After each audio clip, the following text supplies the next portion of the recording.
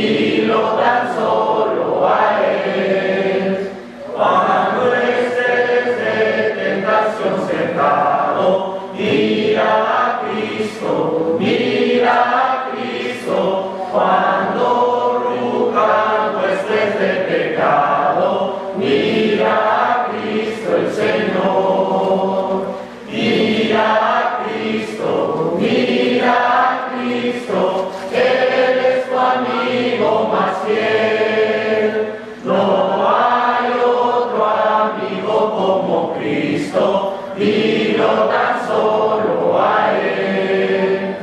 Si se apartan otros de la senda, sigue a Cristo, sigue a Cristo. Si acrecienta en torno la contienda, sigue a Cristo el Señor. Sigue a Cristo, sigue a Cristo, Él es tu amigo más fiel. No hay otro amigo como Cristo, dilo tan solo a Él. Cuando llegue la final jornada, fía en Cristo, fía en Cristo, te dará en el cielo franca entrada. Fía en Cristo el Señor, fía en Cristo, fía en Cristo, Él es tu amigo más fiel. No hay otro amigo como Cristo, dilo tan solo a Él. Primero que nada, buenas tardes, bienvenidos sean todos a la Iglesia de Cristo el día de hoy. Todos los invitados, sean bienvenidos. Doy gracias a Dios por esta oportunidad que nos sigue dando a cada uno de nosotros de pararnos ante su trono de gloria, de iglesia, de poder ser partícipes de algo tan especial como la iglesia. Yo no sé qué haría si no tuviera este día para dejar de vivir en este mundo que nos consume día con día. O sea, en serio que este es un día de tranquilidad para mí, es un día de paz, estar con mi familia, descansar. Y le doy gracias a Dios por ese entendimiento que nos ha dado y por su Hijo. Hay una escritura en 1 de Corintios 10, del 1 al 11, vamos allá. 1 de Corintios 10.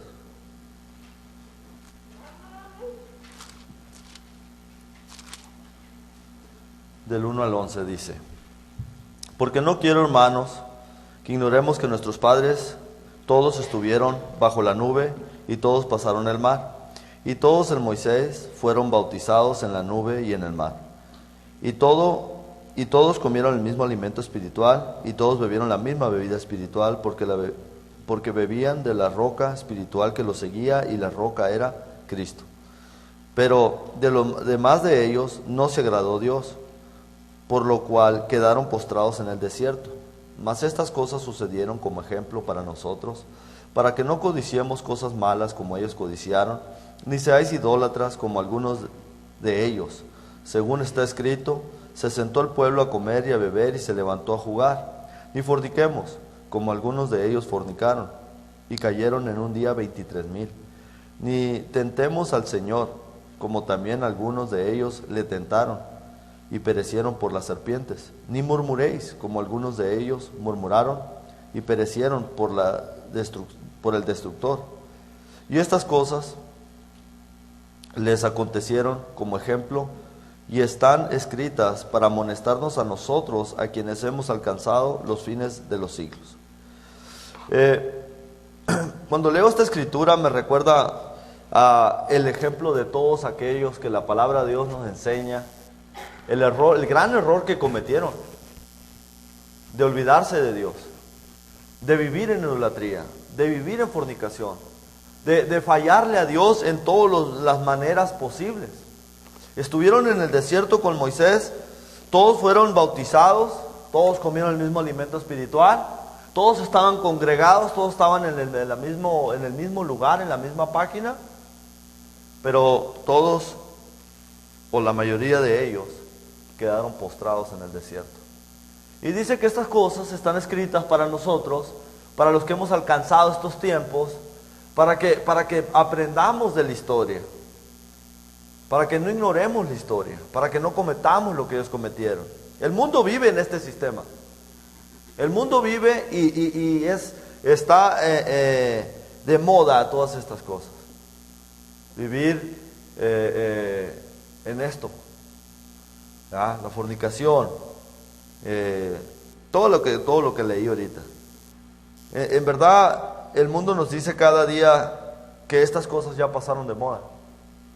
Pero la palabra de Dios nos recuerda que estas cosas no han pasado de moda, que estas cosas están escritas hasta los fines de los siglos, para recordarnos qué es desviarte de Dios, qué es abandonar a Dios, olvidarte de sus estatutos, de sus leyes, de sus mandamientos. Esto está para recordarnos, no se les olvide, pasarán los tiempos, pasarán los pensamientos, las modas, las tradiciones, pero mi palabra permanece. Y muchas cosas pasarán, dijo, pero mi palabra no, mi palabra va a permanecer. Entonces, aquellos que somos de fe, quiero creer que nos basamos en estas cosas, vivimos conforme a estas cosas. Quiero creer que queremos estar recordándonos estas cosas. Y el apóstol Pablo dijo una escritura que todo el tiempo, y se la digo a mis hijos, que dijo el apóstol Pablo: yo sé que ustedes saben la mayoría de las cosas que ya estamos predicando aquí arriba, pero no me cansaré de repetirlas, a ver hasta cuándo se graban en nuestras mentes y comenzamos a vivir una vida como Cristo quiere que la vivamos, como nosotros queremos vivirla, porque estamos aquí porque queremos alcanzar esa madurez, queremos alcanzar la vida eterna, queremos tener la imagen de Cristo. Por eso estamos aquí, pero muchas veces nos descuidamos y se nos olvida. Entonces, hay muchos malos ejemplos de los que yo pudiera hablar, y dice que están escritos para nosotros. Pudiéramos hablar de muchos que le fallaron a Dios, como Caín, ¿verdad?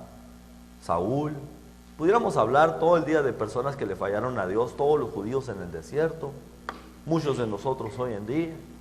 Pudiéramos estar hable y hable de estas personas, pero quiero irme a lo positivo. Quiero hablar de un personaje en la Biblia del que me llama mucho la atención su historia. Si ustedes leen la historia, inmediatamente se van a cautivar por la historia de Nehemías.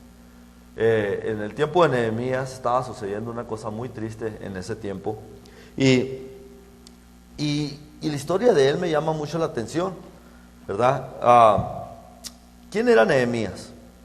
Nehemías era un judío que se encontraba esclavizado en Babilonia.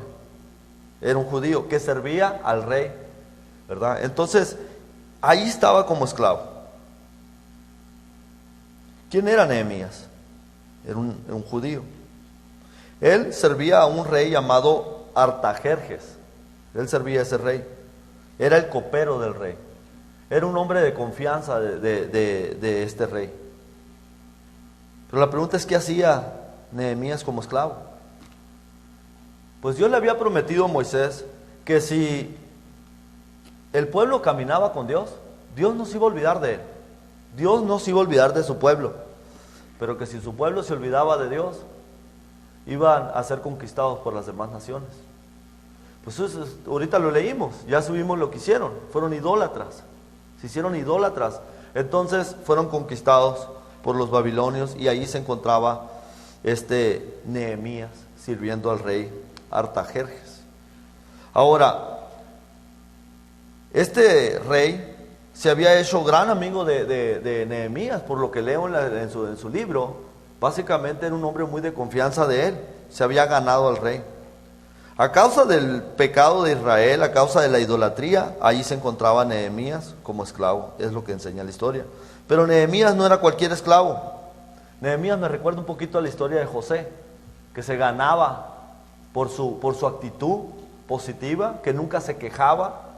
José se ganó a Putifar, se ganó la confianza de él, luego se ganó la confianza de Faraón, en la cárcel también se ganó la confianza, y fue puesto a servir al lado del rey, del Faraón.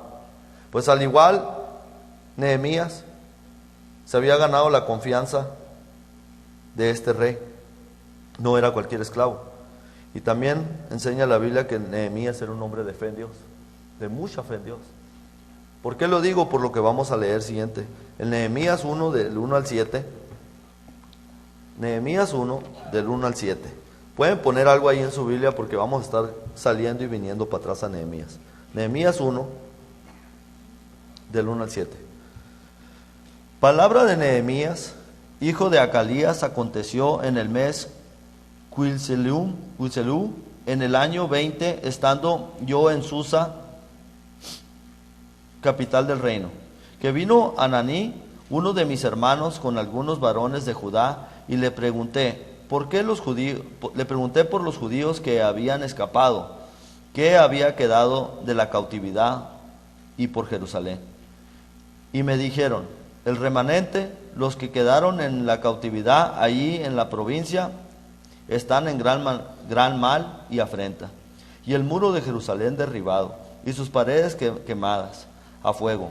Cuando oí estas palabras, me senté y lloré, e hice duelo por algunos días, y ayuné y oré delante de Dios de los cielos. Y dije: te ruego, oh Jehová, Dios de los cielos, fuerte, grande y temible, que guarda el pacto y la misericordia de los que le aman y guardan sus mandamientos. Esté ahora atento tu oído y abierto tus ojos para oír la oración de tu siervo, que hago ahora delante de ti de día y de noche, y por los hijos de Israel, tus siervos, y confieso los pecados de los hijos de Israel que hemos cometido contra ti, si yo y la casa de mi padre hemos pecado. En extremo nos hemos corrompido contra ti, y no hemos guardado los mandamientos, estatutos y preceptos que diste a Moisés tu siervo. Aquí vemos cómo le traen noticias a Nehemías. Unos hermanos, tal vez de raza, vienen a él a traerle noticias del pueblo de Israel. Y le dice: ¿qué ha sido de la gente que está en Jerusalén? De los que pudieron irse a Jerusalén. ¿Qué ha sido de ellos? Están sufriendo. Están en muy malas condiciones. Las cosas están muy mal por allá. La ciudad está derrumbada, las puertas están quemadas, está todo caído. Y me sorprende la actitud de Nehemías, porque la actitud de Nehemías inmediatamente es de dolor. Sufre por las personas que están allá. Nehemías, estás al lado del rey, eres el copero, eres su amigo confidente de él, estás en buena posición. ¿A ti qué te importa lo que estén sufriendo allá? Oh, no, a Nehemías le duele. Me recuerda un poquito también a Moisés, estando en el palacio con todos los bienes, pudiendo estar a gusto. Oh, no, él prefiere sufrir con el pueblo que disfrutar de las riquezas. Así me pongo a pensar en Nehemías cuando leo su historia. Él le duele, él quiere estar allá con sus hermanos, que él quiere estar reconstruyendo esa ciudad. Y le duele eso. Y yo pregunto, hermanos, ¿a cuántos de nosotros nos duele cuando un hermano sufre? ¿A cuántos de nosotros, como a Nehemías, te das cuenta de que alguien está pasando necesidad, está teniendo problemas, ya sea en su matrimonio, en su vida personal? ¿Cuántos de nosotros sabemos de alguien que está haciendo eso y le hemos llamado para ver cómo sigue? Porque le duele saber de sus hermanos que están sufriendo. Vamos a ver qué dice Romanos 12:15.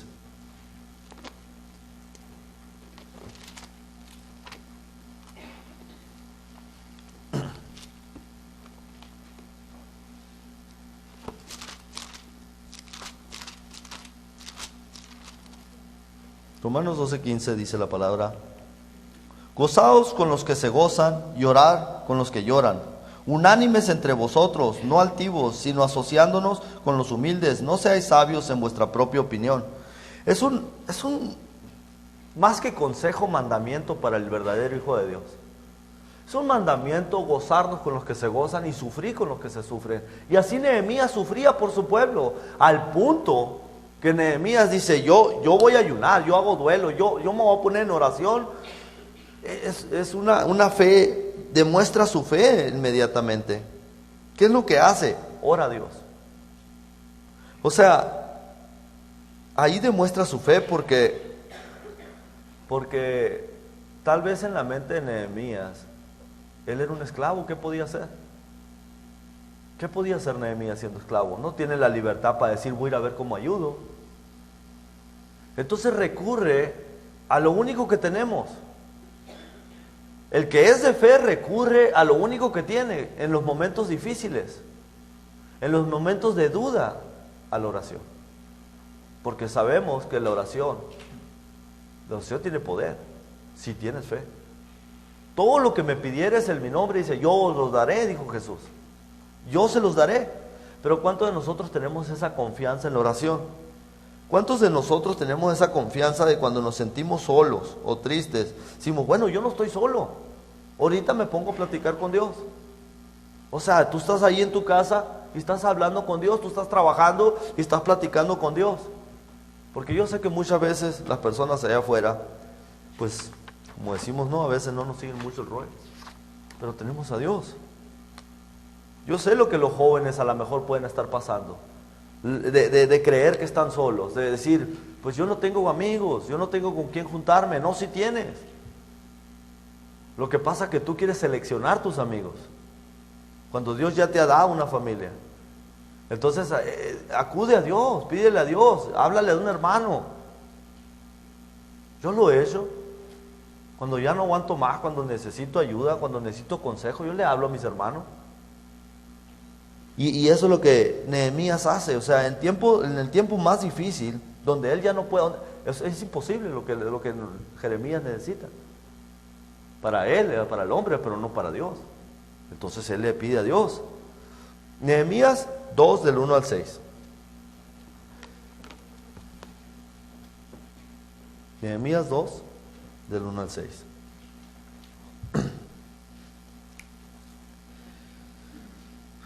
Dice, sucedió en el mes de Nisan, en el año 20 del rey Artajerjes, que estando ya el vino delante de él, tomó el vino y lo sirvió al rey, y como yo no había estado antes triste en su presencia, me dijo el rey, ¿por qué está triste tu rostro? Pues no has estado enfermo. No es esto, sino quebranto de corazón. Entonces temí en gran manera, y dije al rey, para siempre vive el rey. ¿Cómo no estará triste mi rostro cuando la ciudad, casa de los sepulcros de mis padres, está desierta y sus puertas consumidas por el fuego? Me dijo el rey, ¿qué cosa pides? Entonces oré a Dios de los cielos. Y le dije al rey, si le place al rey y tu siervo ha hallado gracia delante de ti, envíame a Judá, a la casa de los sepulcros de mis padres, y la reedificaré. Entonces el rey me dijo, y la reina estaba sentado junto a él, ¿cuánto durará tu viaje? ¿Y cuándo volverás? Y agradó al rey enviarme después de que yo le señalé tiempo. Estaba leyendo la historia esta, y en esta parte de aquí dije, me gustó mucho lo que hizo aquí Nehemías. Porque Nehemías no oculta su tristeza ante el rey. Y yo no sé, por lo que dice ahí, yo no sé si a lo mejor tenías que traer una muy buena cara enfrente del rey. Porque dice que cuando le dijo, oye, ¿por qué estás triste? Y dice, yo temí al rey y dije, viva el rey. Yo a lo mejor no debía comportarse de esa manera, ¿no? Y dice el rey, yo nunca te he visto triste. Entonces, Nehemías le dice su problema. Pero antes de decirle su problema, ¿qué hizo? Oró a Dios. Dice, ¿qué cosa pides? Entonces dice, oré a Dios. Oré a Dios. Entonces, inmediatamente me doy cuenta que la fe de Nehemías sigue actuando por medio de esa oración. Él pide algo que para muchos tal vez hubiera sido imposible pedirle a una persona cuando eres esclavo. Entonces él le dice, déjame ir a reedificar la ciudad, estoy triste por esta situación. Negoció su libertad.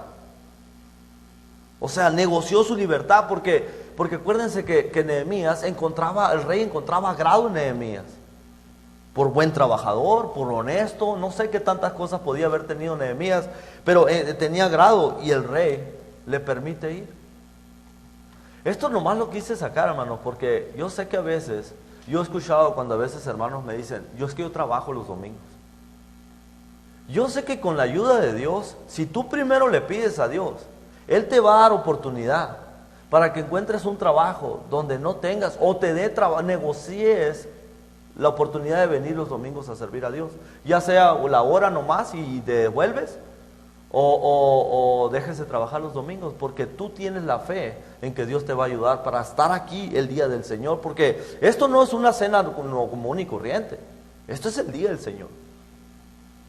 Entonces, Nehemías demostró una gran fe pidiendo algo tan imposible y ya encontró agrado en el rey.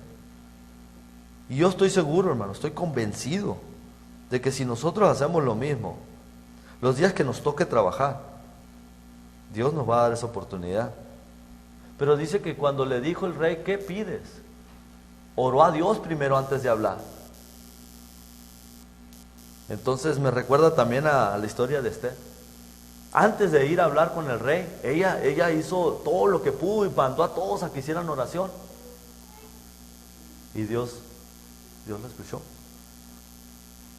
Hay una escritura que me recuerda, en Santiago dice, pides y pides mal.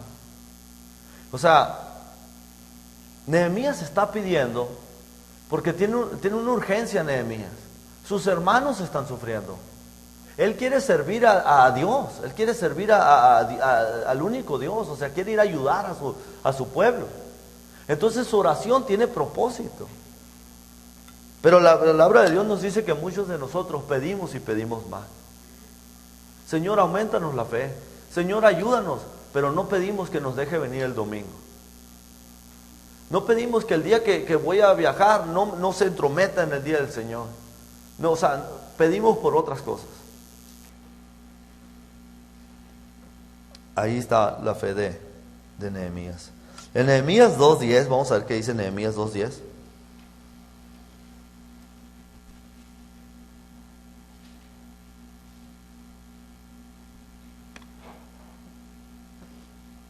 Dice, pero oyéndolos Sanballat, Horonita y Tobías, el siervo de Amonita, les disgustó y en extremo que viniese alguno para procurar el bien de los hijos de Israel. Estos eran los enemigos del pueblo de Dios. Y cuando escucharon que Nehemías venía a reconstruir el templo, a reconstruir Jerusalén, se disgustaron. Yo me pongo a pensar en esto porque Nehemías entendía bien su propósito. Él sabía que tenía que ir a Jerusalén a hacer algo al respecto. ¿Y quién era Nehemías? ¿Acaso era alguien especial entre los judíos? No. Cada uno de nosotros tiene esa responsabilidad de preocuparse por la iglesia, de ayudar a la iglesia, de asistir a la iglesia. ¿En qué podemos ayudar? ¿Cómo podemos hacer que se vea gloriosa la iglesia ante la gente que nos visita o ante nuestros familiares? Cualquiera lo puede hacer, poniendo su granito de arena como Nehemías. Nehemías entiende bien su propósito. Se preocupaba por los demás. Ese es el amor. El apóstol Pablo, me acuerdo que el apóstol Pablo dice, se le dio la tarea de predicarle a los gentiles. Pero él iba a las sinagogas, a los judíos, y dijo, el anhelo para mi pueblo, para Israel, era de salvación. O sea, yo sé que tengo una misión de irle a predicar a los gentiles, pero el verdadero amor que tengo dentro de mí es el anhelo para que Israel también se salve. Pero pues no quería. Demuestra también el apóstol Pablo ese amor, ¿verdad? Y Romanos 1:16, que decía, no se me avergüenzo del evangelio. O sea, el apóstol Pablo quería llevar el evangelio a sus hermanos judíos por el amor que tenía que se salvaran. Pero el pueblo de Israel, pues, estaba cerrado de mente. No lo querían, no aceptaban al Mesías. Ese es el verdadero amor. Y si el verdadero amor, hermanos, no está en nosotros como estaba en Nehemías, si tú no sufres por tus hermanos, si tú no te preocupas por tus hermanos, si yo no me preocupo por mis hermanos, esto es en vano. De nada sirve. Y el hermano decía todo el tiempo, no todos lo tienen en la iglesia. No todos tienen este deseo. Pero por eso estamos viniendo a la iglesia. Yo sé que yo lo sé eso. A ver cuándo me despierto. A ver cuándo entiendo que no tengo ese amor todavía. Y que lo tengo que desarrollar porque es un proceso, no es un milagro. Ah, ya estoy en la iglesia, ya me importan todos. Todos me importan, no. Es un proceso. Tienes que buscar a los hermanos. Hermano, te invito a comer a mi casa. Hermano, ¿cómo has estado? Tienes que hacer de tu parte. Si no, nunca lo vas a lograr. El enemigo, cuando escuchó que Nehemías venía, dice que no les disgustó. Y cuando una persona trata de hacer el bien, el enemigo se va a levantar para tumbarte inmediatamente. No vengas ya, no es necesario, desanímate. El enemigo te va a meter inmediatamente trabas para que tú no estés en la fe. Y así le pasó a Nehemías. Cuando supieron que venían, no les gustó. No les gustó que vinieran a ayudar a los hijos de Israel. Jesús mismo, por más que hacía milagros, por más que hacía el bien a las personas, lo odiaban más. Lo odiaban más. Cuando hacía aquellos milagros, lo acusaban de que hacía esos milagros por medio de Belcebú, por medio del diablo. Jesucristo dijo, un reino dividido es imposible que permanezca. ¿Dónde va a andar el diablo sacando demonios si es lo que quiere meter demonios a las personas? ¿Cómo va a andar dividido Satanás expulsándose él mismo? Pero no entendía. Y es lo que miro yo, que cada vez de que Jesús hablaba, quería hacer el bien, más lo atacaban. Y así decía el hermano, y sigue diciendo el hermano Camilo, cada uno que se pare aquí, cada uno que se para a hacer una cena, cada uno que le diga a sus familiares que es cristiano, le van a llover. Te has puesto una mancha roja en tu pecho donde de ahí te van a tirar de lejos. Un target. Porque sí es cierto, el enemigo no le gusta que se levanten los hijos de Dios. No le gusta que se activen. Vamos a ver qué dice Nehemías 2, 17 al 20. Nehemías 2, 17 al 20.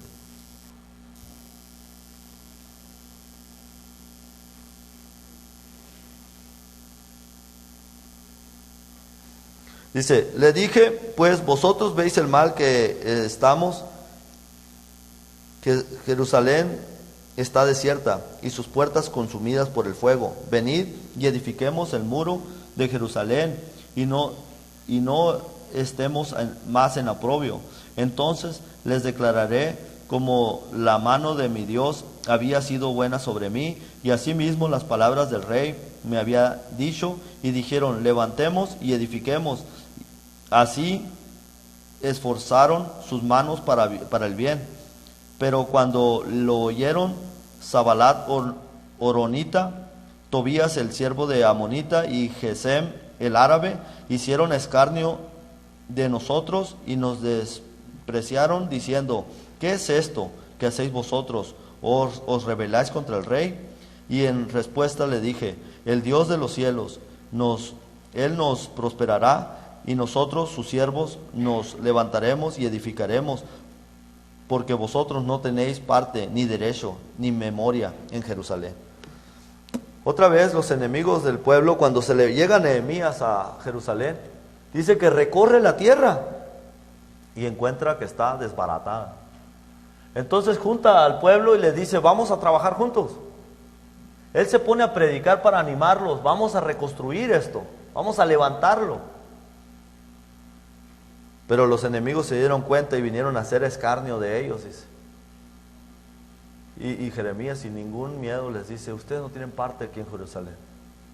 Y se pone a construir todo Jerusalén. Pero lo que me doy cuenta es de que en el versículo 20, no era Jeremías el que estaba haciendo esto. Porque dice el versículo 20, y en respuesta le dije, el Dios de los cielos nos prosperará. Dios estaba con Jeremías, hermano. Él sabía muy bien con quién venía. Y así Dios está con nosotros. Y yo sé muy bien en quién he creído. Y yo sé que voy a tener obstáculos. Y yo sé que van a haber personas que se van a burlar de mí, que me desprecian porque soy cristiano. Yo sé que eso todo va a venir. Pero yo sé muy bien en quién he creído. Yo sé muy bien en quién confío. Vamos a ver qué dice Nehemías 4, del 15 al 20. Nehemías 4, del 15 al 20. Y cuando oyeron nuestros enemigos que lo habíamos entendido y que Dios había desbaratado el consejo de ellos, nos volvimos todos al muro, cada uno a su tarea. Desde aquel día la mitad de mis siervos trabajaba en la obra y la otra mitad tenía lanzas, escudos, arcos y coraza, y detrás de ellos estaban los jefes de todas las casas de Judá, los que edificaban en el muro, los que acarreaban y los que cargaban. Con una mano trabajaban en la obra y en la otra tenían la espada, porque los que edificaban, cuando uno tenía su espada ceñida en sus lomos, así edificaban. Y el que tocaba la trompeta estaba junto a mí. Y dije a los nobles y a los oficiales del resto del pueblo: la obra es grande y extensa, y nosotros estamos apartados en el muro, lejos unos de los otros. En el lugar donde oyeres el sonido de la trompeta, reunidos allí con nosotros, nuestro Dios peleará por nosotros. Nosotros pues trabajábamos en la obra, y la mitad de ellos tenían lanzas desde la subida del alba hasta que salían las estrellas. Yo me imagino, hermanos, cómo ha de haber sido eso, o mejor dicho, no me imagino cómo ha de haber sido eso. Yo trabajo en la construcción y pues con una mano trabajar y con otra sostener otra cosa. Dice que estaban haciéndolo todo, estaban preparados para morir, para estar en guerra. Estaban trabajando en la reedificación de los muros en la ciudad, y unos tenían una espada en la mano y la cuchara de mezcla por el otro. Entonces yo veo la organización, y bien decía el hermano y sigue diciendo también hoy, que si nosotros nos ponemos de acuerdo, así vengamos 4 a trabajar aquí y nos ponemos de acuerdo, podemos hacer muchas cosas. Pero si todos estamos unidos. Yo miré cómo levantamos este edificio cuando recién lo comenzamos a construir y comenzamos a trabajar aquí para que esto se levantara. Lo levantamos rápido, no fue ni pesado, hasta los niños andaban trabajando. Y puedo ver esto en ellos. Puedo mirar ese deseo de querer trabajar para reconstruir el Jerusalén y los muros que estaban ahí. Ahora tenemos otro propósito, queremos levantar los baños que nos están pidiendo, queremos una cafetería para podernos reunir, poder estar juntos, poder tener más tiempos agradables. Pues si nos ponemos de acuerdo, hermanos, no pasa nada. Y yo veo que gracias a Dios, cada quien está poniendo de su parte cada domingo. Pero tenemos que seguir con ese entendimiento. Hay un propósito detrás de todo esto: la salvación de almas de muchas personas. Mientras esta iglesia siga creciendo, mientras esta iglesia se siga viendo que estamos trabajando juntos, que hacemos nuevas cosas, el día de mañana, hermanos, más gente va a venir porque ven lo que estamos haciendo, porque ellos se dan cuenta de la manera en que tenemos esa fe para con Dios. Pues miro y me maravillo de cómo trabajaban estas personas.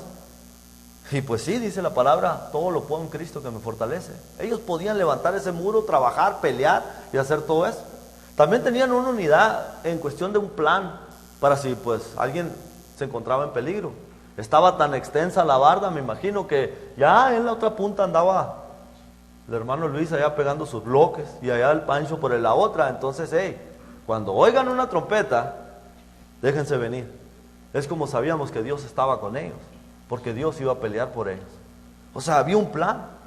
Entonces allá anda el hermano Pancho trabajando por la AINA y yo ando por acá entre semana y no nos miramos.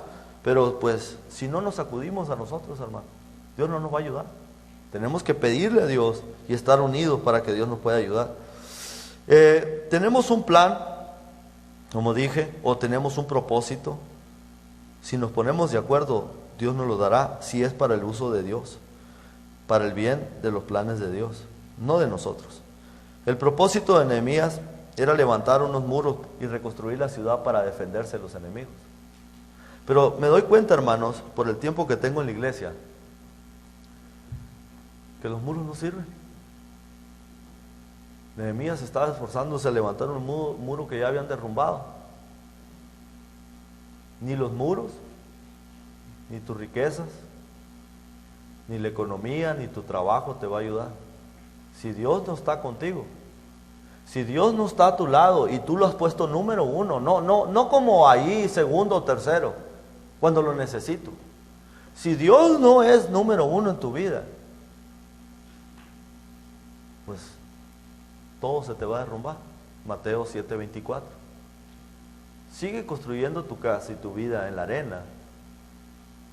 No va a quedar nada. Va a ser destruido como Jerusalén fue destruido a causa de su idolatría. Porque el que protege la casa es Dios.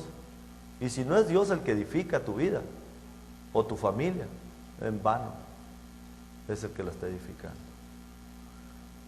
Y eso es una verdad. Después de esto, hermanos, la historia enseña que Nehemías y todo el pueblo se reunió y oraron a Dios, ¿verdad? Confesaron sus pecados. Vinieron judíos de todos lugares de donde los tenían cautivos y Dios los dejó reunirse allí, ya construida la ciudad, y confesaron todo lo que habían hecho ellos y sus antepasados. Se arrepintieron para que Dios pudiera ayudar.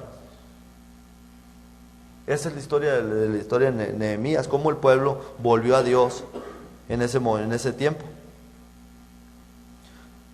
Pues al igual con todo aquel que no está cerca de Dios, Dios le hace una invitación en Isaías 1:18.